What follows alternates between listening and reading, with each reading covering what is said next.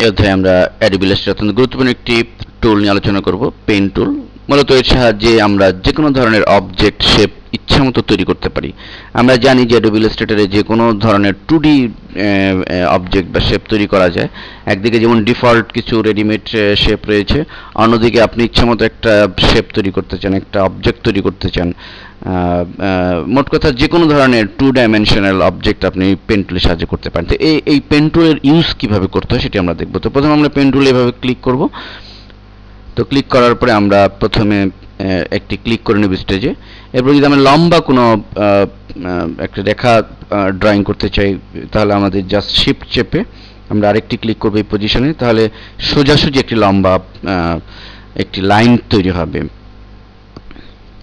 এবং এই অবস্থায় আমরা আমাদের সিলেকশন টুলের সাহায্যে আমরা বাইরে ক্লিক করে একটি লাইন আমরা ক্রিয়েট করতে পারলাম, এবং এই লাইনে আমরা ইচ্ছামতো এখন স্ট্রোক বাড়িয়ে এটিকে মোটা চিকন করতে পারি, আমরা স্ট্রোকের কালার পরিবর্তন করতে পারি ইচ্ছামতো। কিন্তু এখন যদি আমরা কোনো শেপ তৈরি করতে চাই, তাহলে আমাদের কি করতে হবে? তাহলে আমাদের পেন টুলটি পুনরায় সিলেক্ট করে আমরা প্রথমে একইভাবে একটি এভাবে ক্লিক করব। দেন সাপোজ আমরা একটা পাতা তৈরি করতে চাই, তাহলে কিন্তু আমাদের দ্বিতীয় পজিশনে ক্লিক করে শিফট ধরলে হবে না, আমাদের ক্লিক করে মাউস চেপে ধরে আমাদের এভাবে কার্ভ করতে হবে, বাঁকা করতে হবে, এবং মাউস এভাবে ছাড়লে হবে না। যতক্ষণ পর্যন্ত আমি পারফেক্টলি না হয় ততক্ষণ আমাকে এভাবে চেপে ধরে এরপর আমাদের ছেড়ে দিতে হবে।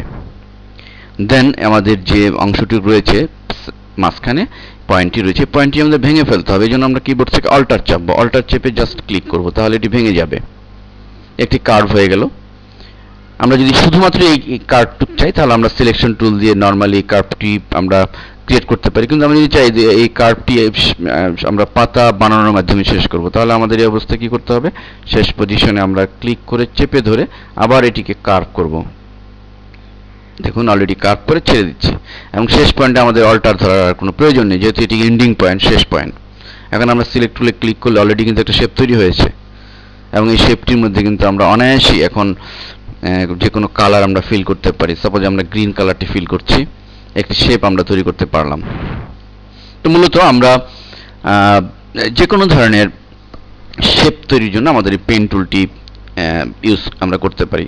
আমরা যদি শুধু কার্ভ ছাড়া সোজা এবং কার্ভ উভয়ের সমন্বয়ে একটি শেপ তৈরি করতে চাই, তাহলে আমাদের একই পন্থা, আমরা শিফট চেপে প্রথমে একটি লাইন ড্রয়িং করব।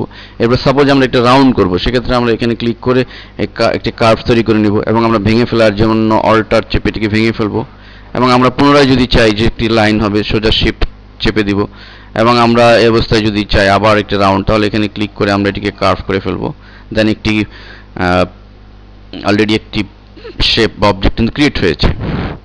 এবং আমরা মডিফাই করতে পারি আমাদের এই শেপগুলোকে। আমাদের এই যে ডাইরেক্ট সিলেকশন টুল রয়েছে, এর মাধ্যমে আমরা এই পাথ তৈরি করা শেপকে আমরা মডিফাইও করতে পারি। এছাড়া আমাদের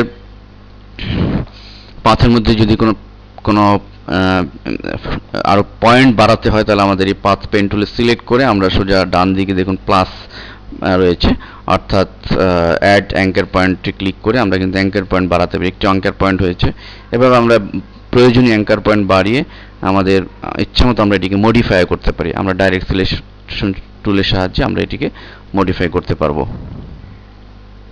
যখন সাদা অংশটি আসবে মনে রাখতে, তখন আমরা এটিকে মডিফাই করতে পারবো।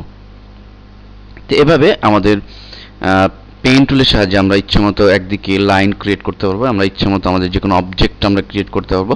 এবং এছাড়া আমরা আঁকা বাঁকা লেখার জন্য আমাদের এই পেন টুলটি ব্যবহার হবে। আমরা টাইপ টুলের অধ্যায় সম্পর্কে আলোচনা করেছি।